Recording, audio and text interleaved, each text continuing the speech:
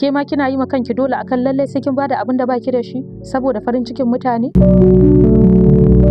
Kina ta ɓoye wahalarki, kina fakewa da murmushi, alhanin zuciyarki tana nan tana ta kuka kamar garwashi. Kina ta ƙoƙarin farantawa kowa, amma ke kin manta da kanki.